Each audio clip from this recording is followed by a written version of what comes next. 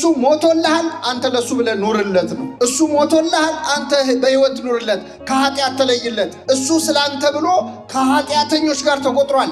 አንተ ለሱ ብለህ ከኃጢአተኞች ቁጥር ውጣ፣ ከሰካራሞች ቁጥር ውጣ፣ ከወንጀለኞች ቁጥር ውጣ። ይሄ ነው የእግዚአብሔር ሐሳብ። ክርስቶስ ዳግም ሊፈርድ ሲመጣ ኃጢአተኞችን በፍየል የተመሰሉ ኃጥአንን በግራው ጻድቃንን በቀኙ ያቆማቸዋል። እናንተ የአባቴ ቡሩካን ዓለም ሳይፈጠር ወደ ተዘጋጀላቸው ወደ መንግሥቴ ግቡ ውረሱ ይላቸዋል። በቀኝ ያሉት ወደ ገነት እንደሚገቡ ለማሳየት ዓርብ ዕለት በቀኙ ያለው ወንበዴ ወደ ገነት እንዲገባ አድርጎ አሳየን። ስለዚህ ክርስቶስ ትንቢቱንም ፈጸመ፣ ትንቢትም ተናገረ ማለት ነው። ልጃችሁ ቤት ውስጥ እንደው አይጥ አስቸግሯችሁ የገዛችሁትን መርዝ ይዛችሁ ስትገቡ ይህን መርዝ በዳቦ አድርጌ ካልበላው ቢል ትሰጡታላችሁ ወይ? ልጄ ለምን ጓጉቶ ይቀራል ይብላ እንጂ ትላላችሁ? ቢያለቅስስ እንዴ እያለቀሰ እኮ ነው ብላችሁ ትሰጣላችሁ? አባት ከሆንክ አትሰጠው፣ ትገርፈዋል ዝም በል ብለህ እንጂ አይሰጠውም። እግዚአብሔር አባት ነው።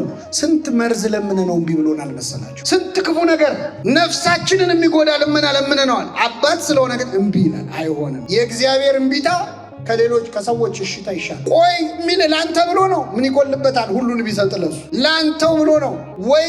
ነገሩ ላንተ አይሆንም፣ አለዚህ አንተ ለነገሩ አትሆን። ዶሮ ሰባኪያን ናቸው። ያው ሶጣ ጠብቃችሁ ኩኩሉ እንዳትሉ እንጂ።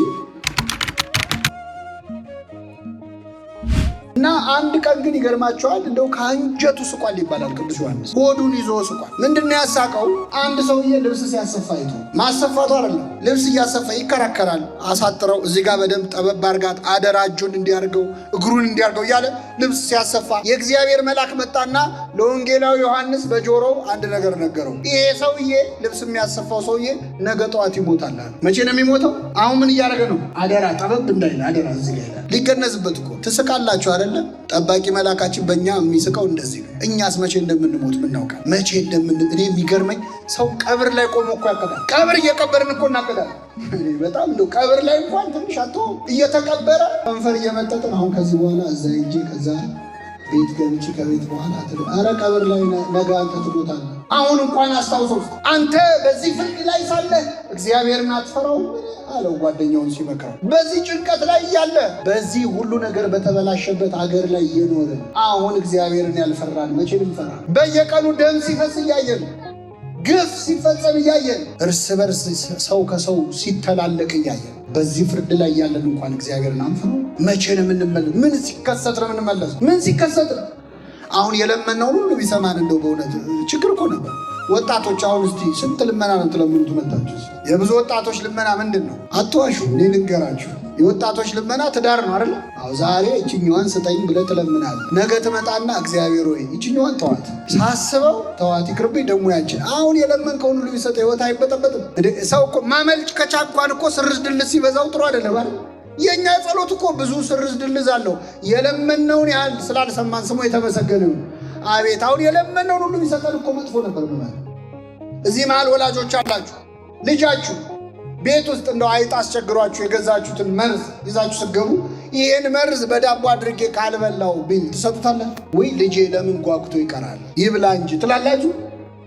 ቢያለቅስስ እንዴ እያለቀሰ እኮ ነው ብላችሁ ትሰጣላችሁ? አባት ከሆንክ አትሰጠው፣ ትገርፈዋል ዝም በል ብለህ እንጂ አይሰጠውም። እግዚአብሔር አባት ነው። ስንት መርዝ ለምን ነው እምቢ ብሎናል መሰላችሁ? ስንት ክፉ ነገር ነፍሳችንን የሚጎዳ ልመና ለምነነዋል። አባት ስለሆነ ግን እምቢ ይላል። አይሆንም። የእግዚአብሔር እምቢታ ከሌሎች ከሰዎች እሽታ ይሻል። ቆይ ምን ላንተ ብሎ ነው? ምን ይጎልበታል? ሁሉን ቢሰጥ ለሱ ላንተው ብሎ ነው ወይ?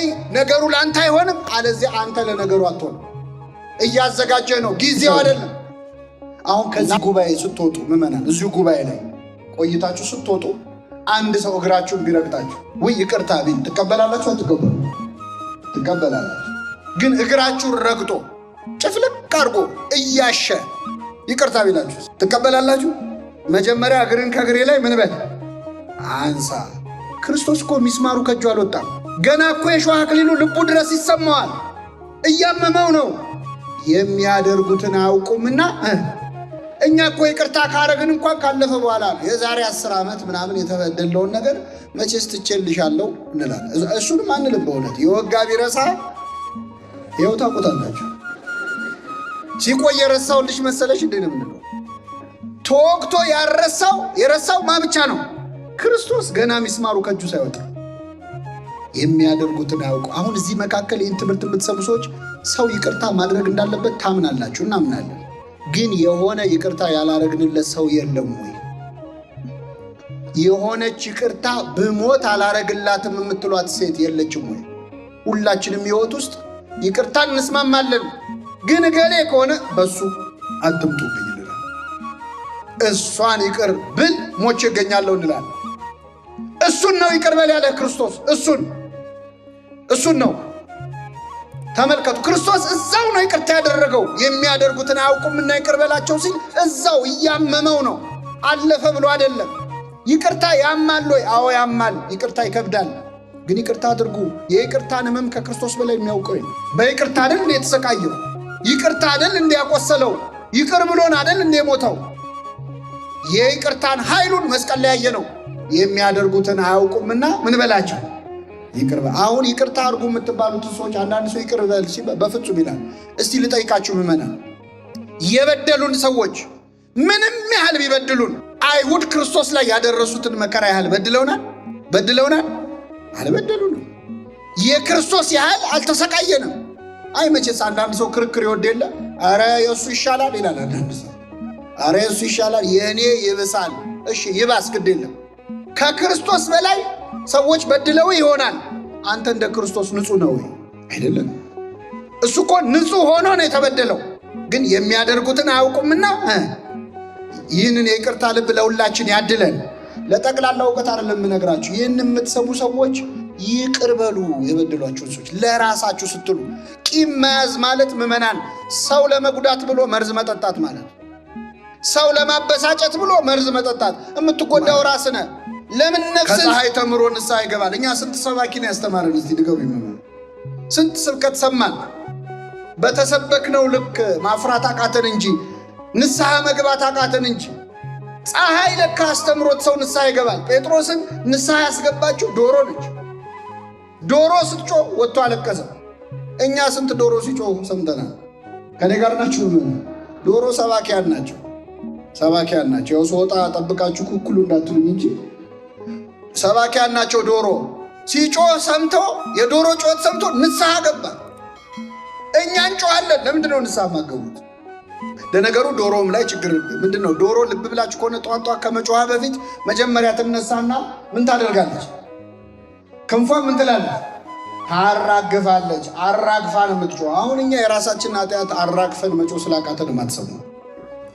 መጀመሪያ ሰባኪው ንስሐ ገብቶ ተዘጋጅቶ ሲሆን የዛኔ ጩኸቱም ይሰማል። አሁን ግን አብራችሁም ትጮሃላችሁ። ጭራሽ እንኳን ምዕመናን፣ አሁን እዚህ ጉባኤ ያለ ነው ምዕመናን፣ እንደው ተሳክቶልን ኢየሩሳሌም ጉዞ ብትሄዱ ደስ ይላችኋል አይላችሁ?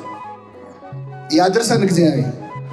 አሁን ኢየሩሳሌም እንደው በአንድ በትልቅ አውሮፕላን እዚህ ያለው ምዕመን በሙሉ ተሳፍሮ በአውሮፕላኑ እየሄደ እያለ አያድርገውና ምሳሌ ነው፣ አይዟችሁ አያድርገውና አውሮፕላኑ ከአብራሪዎቹ ቁጥጥር ውጭ ሆኖ እንደው ወደ መሬት መምዘግዘግ ቢጀምር ሁላችንም እንጮሃለን። ወደ ማን? ግን አልተሳካም። አውሮፕላኑ ባህር ውስጥ ገባ፣ መስጠም ጀመረ። እንጮሃለን። ወደ ማን? ምን አርግ ብለን? አድነን። ግን አልተሳካም። ውሃው አንገታችን ጋር ደረሰ። አሁን ልንሞት ትንሽ ደቂቃ ነው የቀረን። እንጮሃለን። ወደ ማን? ምን አርገን ብለን? እንደው አንድ ሰው እንኳን በመንግስት አስበኛ አይልም። እንደው አንድ ሰው እባክህ እንደው ነፍሴን አደራ አይልም። ሁላችንም ሀሳባችን ከዛች ባህር ወጥቶ ኑሯችንን ለመቀጠል። ልመናችን እኮ ጊዜያዊ ነው ምዕመና። የቀኝ ወንበዴ አይደለንም እኛ፣ የግራው ወንበዴ ነው። ወንበድናችን ላይ ችግር የለም፣ ሁላችን ወንበዴዎች ነን። ግን የቀኙ አይደለንም። የቀኙ ጌታ ወይ በመንግስት በመጣ ጊዜ ምን በለኝ።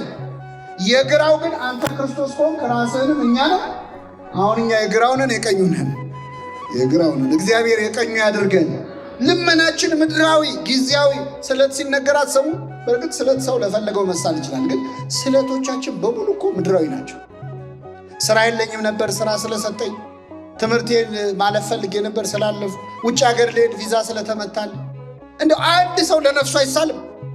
ለንስሐ አብቃይ ብዬ ነበረ፣ ንስሐ ስለገባው ስጋውን ደሙን ስለተቀበሉ እንደው ምላሴ ኃይለኛ ሆኖ ከሰው ያጣላኝ ነበር፣ ምላሴን ዝጋልኝ ብየው አፌን ስለዘጋልኝ ሚል ስለሰምታችሁ ሊሞት ሲል እዚህ ምድር ላይ እኮ ፈቃ አቤት ከኃጢአት ጋር ያለን ፍቅር እኮ እንዲሁ ምን አይነት ኮሚትመንት ነው! ትዳር አረግ ነው እኮ ኃጢአትን መላቀቅ አንፈልግም። ስለዚህ በኋላ ነው ንስሐ። እኔ ንስሐውን ብገባ እኮ ተመልሼ ኃጢአት መስራት አይቀርም። ታውቀው የለ የኔን ስራ የኔን ውሎ ታውቀው የለ ባይሆን ቀስ ብዬ በኋላ ተረጋግቼ ንስሐ እገባለሁ። መልሼ ኃጢአት ከምሰራ ነው።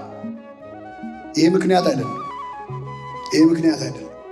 ምዕመናን ገላችንን እንታጠባለን በቀን በቀን እሺ፣ እንደው ቢርቅ በሳምንት በወር እሺ፣ በዓመት ቢሆን እንግዲህ ለምን እንታጠባለን? ገላችንን ታጥበን መልሰን እንቆሻለን። አንቆሽሽ አይሰማኝም። ስለዚህ መቆሸሻችን ለማይቀር አንደኛውን ጠርቀምቀም ብሎ ለምን ስንሞት አንታጠቡ ትላላችሁ? የእስካሁኑን እንታጠበው የቀረውን እግዚአብሔር ያውቃል አይደለም? አዎ፣ ከስጋ በመታጠብ ከሚመጣብን ቆሻሻ ከምናስወግደው ቆሻሻ በላይ ኃጢአት እኮ የበለጠ ነው፣ የከፋ ነው፣ ነፍስ የሚያቆሽሽ። ስለዚህ ቀጠሮ አትስጡ። የወንበዴ የቀረችውን ሰዓት ወሰነባት። የመዳን ቀን መቼ ነው? ዛሬ አይደለም አሁን ነው የሚለው። ዛሬማ ብዙ ነው። ዛሬማ ከጠዋት እስከ ማታ እኮ ነው፣ እስከ ሌሊቱም እኮ ዛሬ ነው። የመዳን ቀን መቼ ነው? አሁን ነው።